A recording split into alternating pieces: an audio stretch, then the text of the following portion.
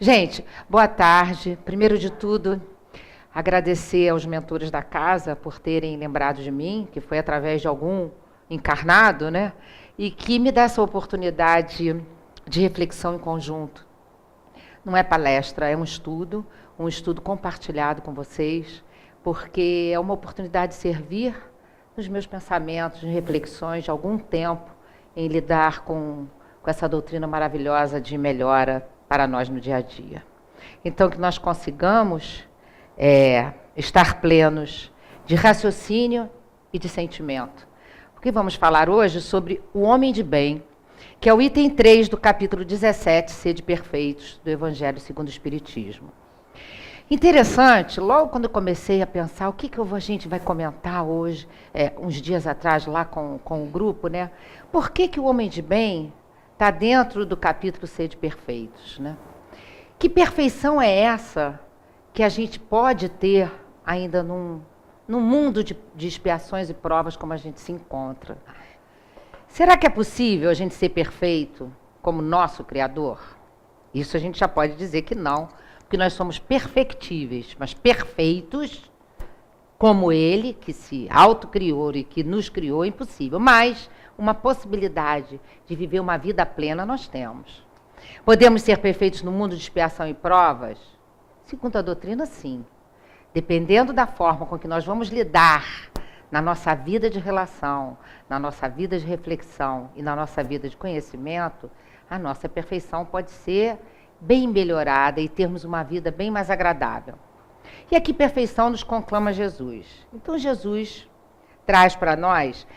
Antes disso, gente, a gente sabe que lá no Evangelho tem um monte de itens falando do homem de bem, né? Ser digno, ser autoconhecimento, ser esperançoso, ser bondoso. A gente podia passar por esse caminho. Mas eu escolhi um outro caminho para a gente refletir, porque isso a gente conhece. Mas como fazer isso, né? Porque conhecer a gente conhece. Ou melhor, a gente sabe. Mas muitas vezes a gente não tem consciência. Bom, então o que eu escolhi? Vamos levantar questões. Se a gente for perguntar para nós aqui, nós temos conhecimentos da doutrina de Jesus? Temos. Por que caminhos? Por vários. Nós não precisamos necessariamente ser espíritas porque aqui estamos. Mas a gente pode conhecer através da própria Bíblia, através de uma religiosidade diferenciada e hoje estarmos aqui. Então, levantando essas questões, contato com os textos de Jesus, aí eu pergunto, ler essas mensagens cristãs, o que nos causam? Qual é a diferença, qual foi o impacto que ao ler sobre as mensagens de Jesus, em especial sobre o homem de bem, sobre o ser de perfeitos, o que isso me tocou? Porque se eu apenas leio e sei daquilo ali, aquilo pode não me afetar em nada para melhor a minha do dia a dia.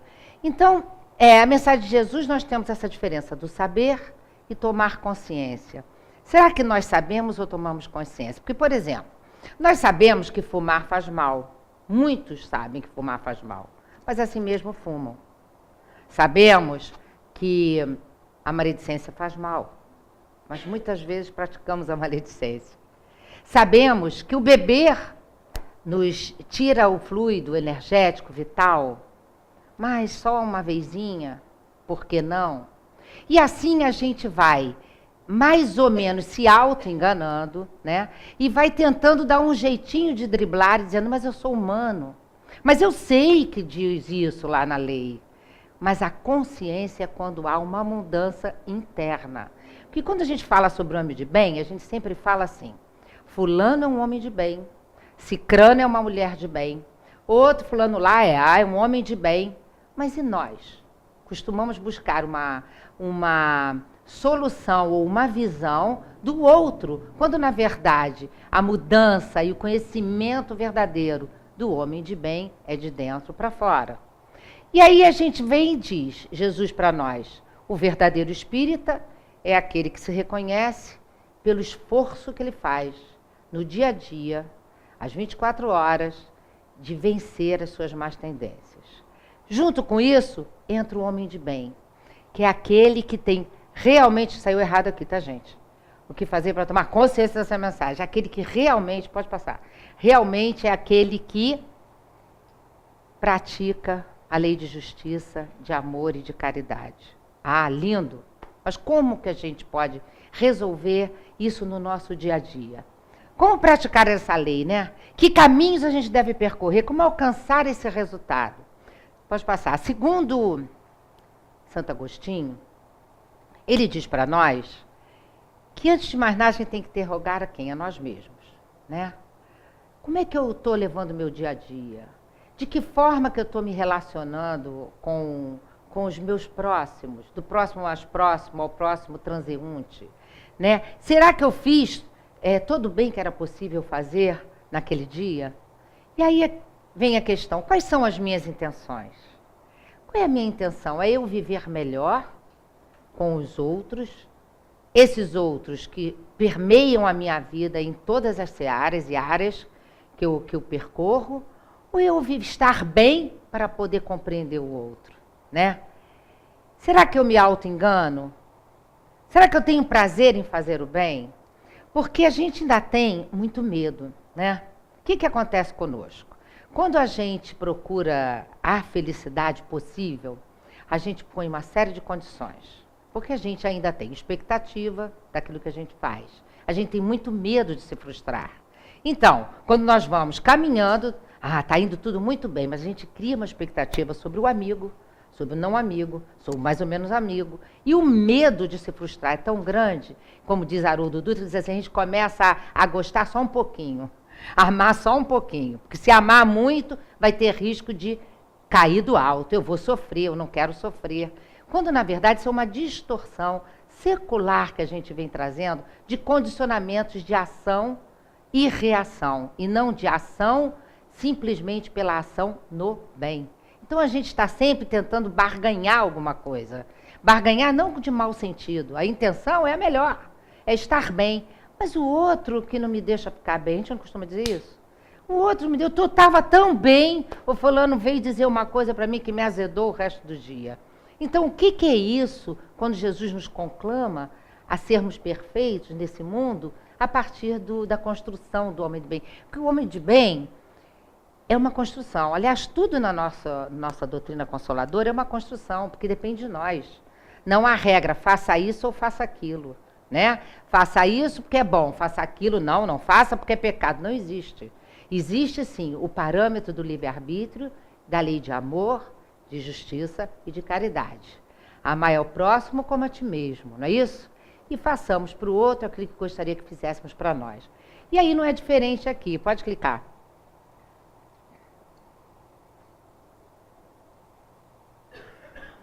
Quando a gente busca essa formulação interior no dia a dia, que Santo Agostinho muito bem colocou, a gente está buscando o autoconhecimento, né? E quando a gente vem para conhecer a nós mesmos, a gente entra num processo de autocrítica. E só a partir do autoconhecimento e da autocrítica é que a gente consegue se autocorrigir, né? Como se autocorrigir? Será que eu vou ter capacidade de me avaliar? Porque a consciência do Pai está em nós. Essa história de que o que é certo para um é errado para o outro, isso existe ainda nessa escalada de evolução. Porque, no fundo, quando a gente para e busca a nossa consciência, a consciência crística, a gente consegue saber exatamente aquilo que não gostaríamos de sofrer que o outro nos fizesse. E por isso a gente não deveria fazer para o outro. Pode passar. Então, as características do homem de bem são essas, né? O autoconhecimento, a fé em Deus, resignação, esperança, beneficência, solidariedade. São 17 itens. Mas como lidar com tudo isso no nosso dia a dia? O que acontece?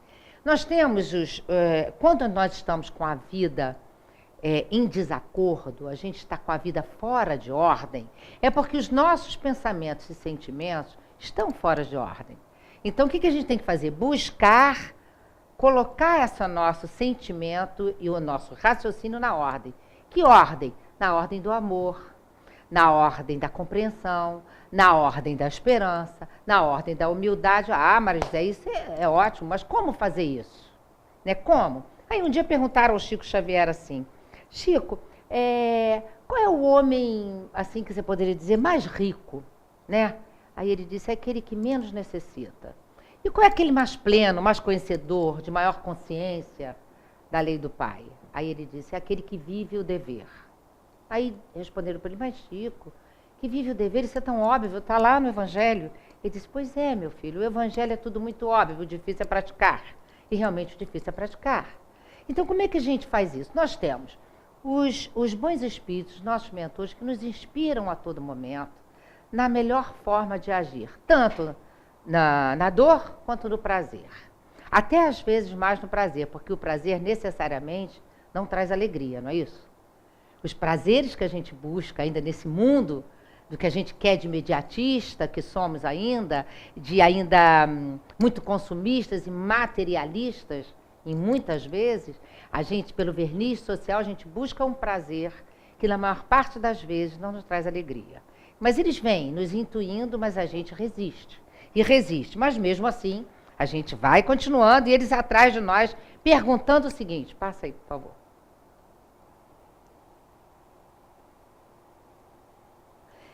Quando nós mudamos a nós mesmos, as situações que nos incomodavam não mexem mais conosco. A dor ainda é instrumento de bênçãos em nossa vida. Mas disse Jesus, que brilhe a nossa luz. O que ele vem conclamar a gente? Que sejamos simples. Porque a gente complica aquilo que às vezes parece ser tão simples para nós. Nós somos uns seres complexos. Mas a simplicidade na hora de nos abordar, a simplicidade carrega a honestidade, a verdade conosco mesmo, faz com que a gente modifique essa trajetória. Se nós formos beber nos ensinamentos de Jesus, tudo que nós vimos antes do homem de bem, e pegar aquilo ali e utilizar devagarzinho no nosso dia a dia interno, não para o outro, a gente quer que o outro seja benigno, que o outro seja bondoso, que o outro me compreenda, mas quando na verdade nós pegamos os ensinamentos de Jesus e transformamos aquela simplicidade das palavras dele no nosso dia a dia, de como agir de dentro para fora, criando uma narrativa em relação ao outro, a nossa vida melhora terrivelmente. Por quê? A gente oferece para o outro aquilo que a gente gostaria. E aí, quando a gente começa a exercitar isso, em pequeninas coisas, não adianta ser grandes coisas, né? A gente começa a ver que o dia flui melhor. Porque, será que o homem de bem é aquele que faz o bem o tempo todo? Ou será que o homem de bem é o homem que está bem consigo o tempo todo? Ou mesmo que não esteja o tempo todo, ele desarmoniza e volta, desarmoniza e volta. Então, ser um homem de bem é exercitar estar de bem consigo para estar de bem com o outro. Para poder ter uma compreensão consigo para compreender o outro. Então, pode passar. Retirar a essência das mensagens de Jesus e ir construindo, pouco a pouco, essa nossa narrativa de vida, na vida de relação. Porque quando nós estamos sós, está tudo bem, né? Em geral, a gente não fica aborrecido. O que nos aborrece é a nossa relação com o próximo. O próximo distante, o próximo mais próximo, o próximo do dia a dia no trânsito, o próximo num banco, é aquele companheiro que chega para estacionar o carro na hora que você está, avisando que vai estacionar, ele vai e estaciona. Essas coisas miúdas que a gente não consegue exercitar, a paciência, a tolerância, mas com o outro. O homem de bem, ele só realmente exercita essa simplicidade que Jesus trouxe e nos exemplificou belamente com a sua trajetória na Terra, é quando eu penso no bem para o outro e não para mim.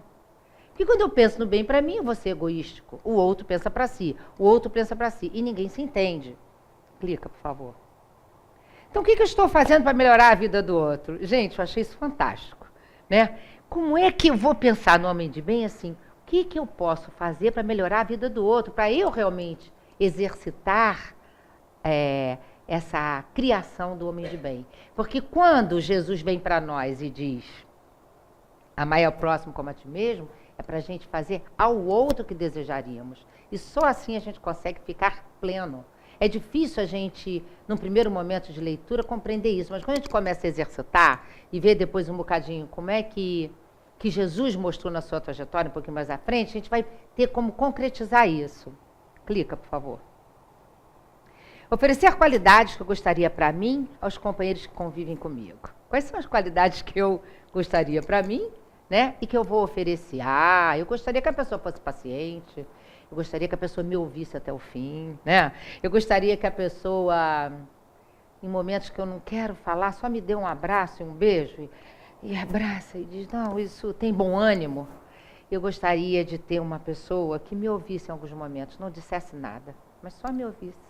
Naquele momento que eu preciso extravasar, eu então que sou muito oral, gosto de falar, como eu preciso de pessoas que me ouçam, né? E no momento em que eu começo a exercitar essas coisas miudinhas que eu gostaria para mim, para o outro, a relação e a sintonia e o magnetismo vibracional vai mudando. E a gente vai conseguindo construir dentro de nós uma melhora em relação ao outro e o outro se espanta. O Haroldo Dutra que diz isso, o outro se espanta, o que está vendo com essa criatura que está tão mais calmo, tão melhor? E é verdade. Jesus não fez diferente, né? Te fiz mal, por que me açoitas? Não é isso? Se bateu numa face, entrega a outra, é o quê? Se entregar ao desespero? Não. É fazer o bem pelo bem e deixar que o tempo corra. Não reaja, haja. Então, oferecer ao próximo, mais próximo, na maior pureza, qualidades no âmbito do sentimento. Porque o que acontece? Nesse mundo que a gente está, as qualidades são muito inerentes nem tanto ao sentimento, mas quem vai ganhar e quem vai perder. Não é assim? É onde o Severino Celestino fala isso, o homem de bem é aquele que vive, age de justiça ou na justiça, né? Aonde é? Porque o Cristo, Jesus, veio ao mundo e foi um grande dissidente à época, a ponto de ser crucificado, né? Que ele, na verdade, fez o que depois, que Gandhi depois fez também, que é a desobediência civil, né? Que pelo amor ele estava desobedecendo uma regra do Estado, que era ter casta, que era ter escravo, que era ter senhor, e ele dizia que todos éramos iguais, né? E pelo amor ele não foi entendido. Mas ele veio dizer para nós como poder caminhar. A trajetória de Jesus é o nosso modelo, o modelo possível para o nosso orbe, e possível que a gente tenha essa perfeição relativa. Então, eu acredito que se a gente for pegando no miudinho e oferecendo para o outro, eu não gosto que fiquem falando no meu ouvido, então eu não vou falar no do outro. Eu não gosto, me faz mal a pessoa que me julga. Uma vez uma pessoa disse para mim, eu falei, eu não ia fazer isso. Ah, ia. Se você não fez, mas você pensou que ia fazer. Gente, eu falei, olha, se você já consegue compreender o que eu pensei, fica mais difícil ainda, né? Então, o julgar, que a gente faz isso todo momento, isso deve ser aquilo outro.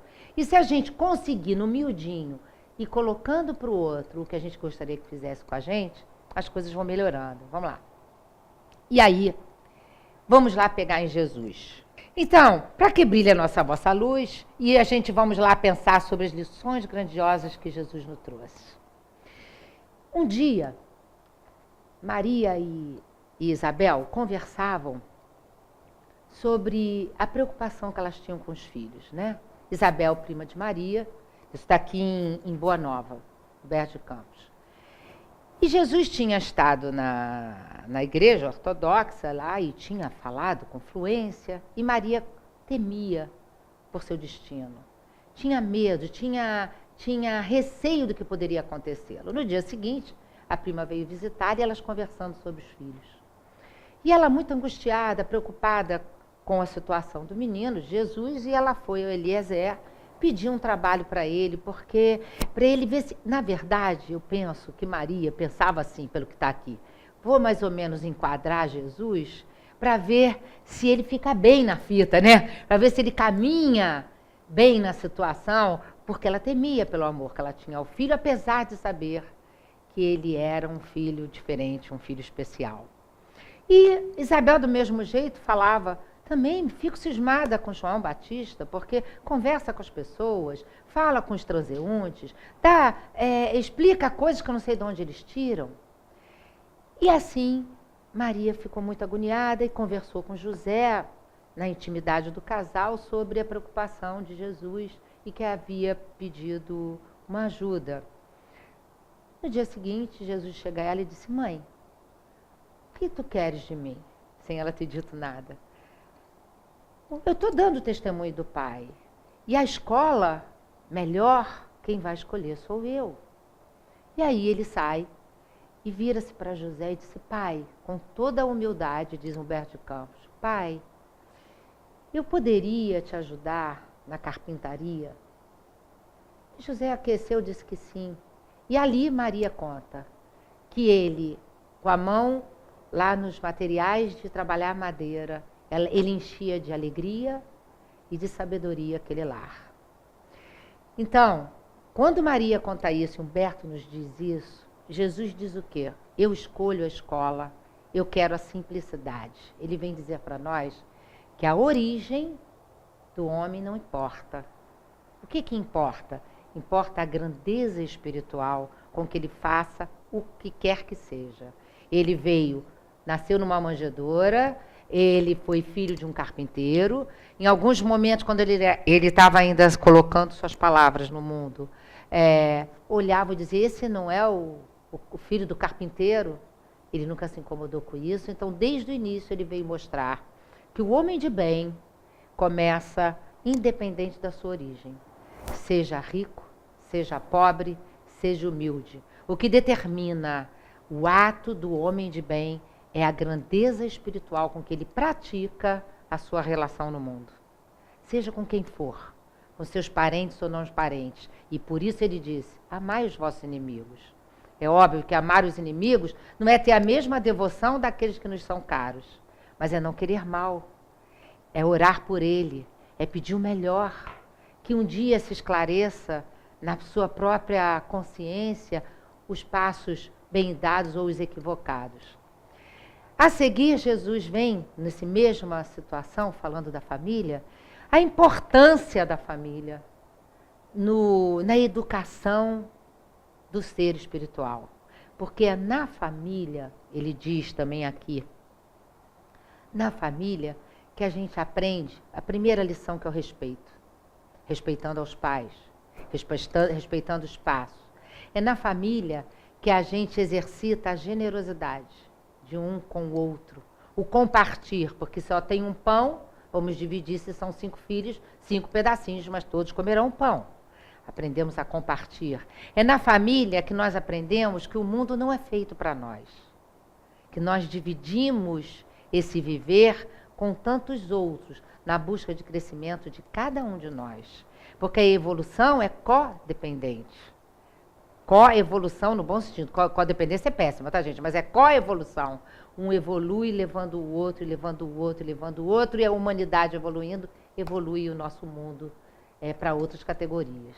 Então, é na família que se faz a educação do ser. Então, é ali que a gente percebe que o espírito imortal é capaz de se transformar e ser feliz ainda na própria trajetória que está caminhando. Na própria caminhada do bem fazer, com algumas falhas, com alguns equívocos, porque a gente ainda está em aprendizado e mudança de condicionamentos seculares. Mas que a gente tenha a paciência conosco da mesma forma que temos que ter a paciência, a aceitação e a renúncia para o nosso próximo. Então, nas lições de Jesus, ele trouxe: a origem não importa, a grandeza espiritual sim, a família é como é o centro da educação. Nós que temos filhos e sobrinhos e netos, como é importante o exemplo, né? Porque fazer o que eu digo tem que ser o que eu faço, porque senão a coisa fica complicada. Eu falo sempre para minha filha, às vezes ela com 3 filhos, um de 9, um de 6, um de 3, às vezes eu falei: não grita. Aí ela fala: não grita, Júlia, como se você grita com ela, né? É uma incoerência, mas isso é a vida. E como é que a gente age na hora que aqui estamos numa casa ou fora dela, porque a gente exercita ser cristão, ser espírita, ser um homem de bem, na casa e mais ainda fora dela, né? É espiritizar, sim, as nossas ações, quer dizer, ter consciência, qualificar essas ações. Como é que eu faço as minhas ações? Com base em que ensinamentos do homem de bem, né? Então, espiritizar, qualificar e humanizar. Quando nós conseguimos juntar tudo isso, a gente consegue mais ou menos dar o primeiro passo para essa construção desse homem de bem. Quer dizer, está dentro dos princípios, faria bem a mim também, é útil, sabe aqueles crivos? Então, a gente vai construindo no dia a dia. Essa grandeza espiritual que Jesus traz para nós é para onde eu quero ir. Por isso que lá no início a gente colocou, será que eu me auto-engano? Quais são minhas intenções? Qual é a minha intenção? É eu ganhar ou é eu vencer a mim mesmo? Eu conseguir botar a água da paz na boca, como Chico Xavier procurou, para comprar água da paz. Ele era pequeno e a mãe dissera para ele, numa comunicação direta assim com ele, Chico, põe a água da paz na boca na hora que ele estiver com muita vontade de falar, por causa da madástia. Ele saiu para procurar água da paz, mas não tinha. Era botar água e não engolir, para a gente dar tempo do nosso impulso, porque nós ainda temos muito de impulso e de instinto. Então, que a gente vá em gotas homeopáticas, porque a gente não dá saltos, né? O espírito não dá saltos, a natureza não dá saltos. Nenhuma semente sai da semente ao fruto direto. Ele tem que passar por todas as etapas. E nós do mesmo jeito. E nós vamos chegar lá se nós quisermos, se a nossa intenção for tomada de consciência de onde a gente está falhando mais com o outro, não é do outro com a gente. Se o outro estiver equivocado com a gente, que quase sempre nós somos o outro do outro também, né? Então, que a gente dê tempo ao tempo, mas conseguindo vencer a nós, e não o outro, que o outro a gente não tem como atingir, só com a atitude legal e boa com ele, né? E aí, achei muito interessante isso também, ouvi uma vez do Haroldo Dutra, porque o homem de bem, ele pesa muito os instrumentos e as estratégias do que ele vai fazer. Por quê? Quando o homem está se preocupando com o imediatismo, não importa os meios, ele quer o fim. Mas o homem de bem, ele vai pensar que instrumentos, que estratégias ele está usando para que não atrapalhe a vida de ninguém e só traga o bem para si e para o outro. Então, instrumentos e estratégias do bem são fundamentais, né? E aceitar a derrota em favor do bem. Essa derrota em favor do bem é difícil para nós, né? Eu posso estar com razão, mas eu quero mostrar para o outro que eu quero razão. É difícil, porque para o outro parece que eu estou derrotada, né? Mas se eu tenho certeza que a minha intenção é correta, é verdadeira, eu não estou pensando em fazer o mal, desde que o outro pense que eu sou o derrotado, né? Porque eu estou me vencendo a mim mesmo, e não uma contenda de vaidade e de orgulho. Porque o tempo todo a gente, com medo de sair perdendo, a gente impunha a bandeira da vaidade e do orgulho para dizer, não, eu tenho razão, né? Eu não quero ter razão, a gente não tem que ter razão, a gente tem que saber quais são as nossas intenções, aonde eu quero chegar e o que eu quero produzir aonde eu estou passando. Porque ninguém passa incólume de um com o outro. Quantas pessoas a gente já conheceu na vida? No trabalho, na família, na reunião de amigos, fortuitamente, às vezes no mercado, às vezes num salão fazer unha, meu Deus, que identificação que se tem com aquela pessoa, e ali nasce um encontro que a gente nem imagina. E a gente é muito míope, né, para perceber, porque a nossa visão ainda é muito estreita. A gente só vê aquele momento, a gente, por esse apagamento passado que graças a Deus a gente tem, para não fazer tanta bobagem. Você imagina a gente saber que a gente foi algoz de alguém, e esse alguém agora vem nosso filho, ele vai nos dominar, né? Já domina sem a gente saber algumas vezes, que dirá, né? Não é? Mas a gente se preocupa com o outro, né? O que é, se o outro é de bem, se não é de bem. Uma vez uma moça virou para o Chico Xavier, muito puritana, porque a gente às vezes é puritano, né? Sou espírita, não, eu sou espírita, eu faço oração, oração para mim é importante de manhã, de tarde, à noite, eu pensar em fazer o bem, ajudar as pessoas que precisam, e em casa, tá como? Como é que fica com aquele filho difícil, né? Um filho que por exemplo, se droga, um companheiro que se perde na noite com a bebida, uma filha que não quer escutar alguns aconselhamentos de conduta profissional. E quantas coisas a gente não vive? De gostos, de diferentes. Aí a gente consegue, estou feliz, mas agora eu quero mudar mais isso aqui. Não, mas agora eu vou mudar. Vou para uma casa maiorzinha, que nasceu uma outra criança. Não, mas agora isso aqui já não está mais pequeno. Quer dizer, nosso desejo nunca completa, porque esse prazer do mundo, que nós temos que ser homem de bem no mundo, e não homem de bem do mundo. Quando a gente é homem de bem do mundo, a gente entra na pilha. Entra na pilha e a gente não dá conta da gente mesmo, né? Então, aí perguntaram para o Chico Xavier assim, passou uma puritana e o Chico Xavier entrou num bar, um botequinho, não sei se vocês conhecem isso, um barzinho. E Ela olhou e disse, Chico, você num bar? Ele disse, minha filha, um espírita num bar transforma ele em lar. Aí ela disse, mas como assim, Chico? Sim, minha filha. Ele entrava, ele pediu o café dele. E ali, ele conversava com o dono do bar, escutava todas as agruras que o dono do bar tinha. O alcoolizado ao lado, ele olhava, orava, falava, pedia para afastar os companheiros que bebiam através dele. O outro que vinha falar qualquer coisa, ele também atendia com seus ouvidos e a calma. Então, se o lírio nasce no charco, a luz também passa em qualquer pântano sem se contaminar, não é isso que Jesus diz? Então, que a gente consiga fazer isso aqui. Fazer isso aqui, aceitar a derrota em favor do bem, na maneira como se comporta diante dos irmãos, que é isso que importa. O homem de bem tem como linha mestra, espinha dorsal, a forma de agir. Em geral, evita o reagir, que ainda é uma condição nossa, mas evita, mas em relação ao outro. Eu não vou fazer para o outro aquilo que eu não gostaria que fizesse para mim. Só que para isso, querido, nós temos que ter em bases do verdadeiro amor, que é a renúncia e o ponto de apoio do bem. Gente, renunciar é difícil, né? Renunciar a uma calúnia, né? Renunciar a uma injustiça, porque nós somos eternos injustiçados. A gente se acha sempre injustiçado, porque, poxa, eu não merecia isso. Nesta vida, a gente fala assim, nessa vida, que eu tenha conhecimento de mim, eu nunca fiz nada, nenhum mal para ninguém ainda. Eu não, assim, sério, uma coisinha pouca ali, lá, né? Mas nesta vida, por que, gente? Devo ter jogado pedra na cruz. A gente escuta isso toda hora. A gente se acha... Chico também dizia, parem de achar que são coitadinhos, que somos todos culpadinhos. Ele falava isso. Somos culpadinhos da nossa própria história. Mas é uma culpa não paralisante. É uma culpa com possibilidade de sermos felizes. É uma felicidade relativa, sim, nessa busca do homem de bem. E, acima de tudo, o amor como ato de doar e doar-se.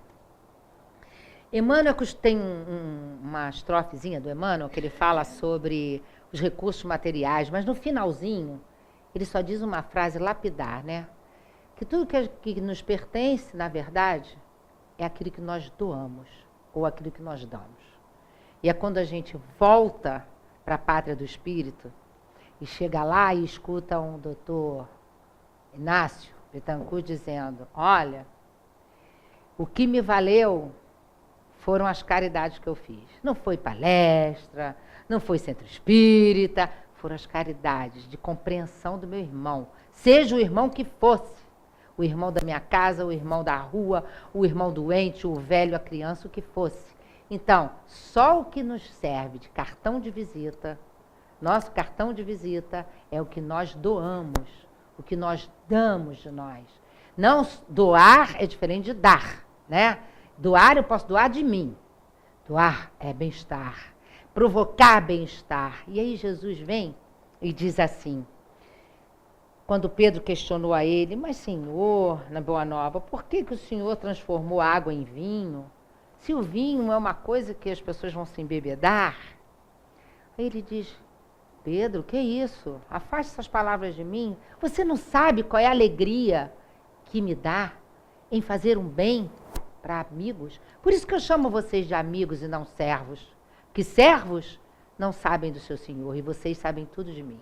Então ele dá uma explicação maior, que naquele momento o vinho seria uma comunhão, mas que não seria com a intenção de embriagar ninguém. Que se isso acontecesse, seria por livre-arbítrio do próprio humano. Então que a gente consiga ser um homem de bem, que é aquele que todo mundo gosta de estar perto. Sabe? É aquela pessoa que, nossa, que bom conversar. Não, que bom te ver, fulano, aí abraça. Porque o que doa transcende do espírito, vai para fora do corpo. Então, Chico, onde chegava, quem não gostava de conversar com ele, né?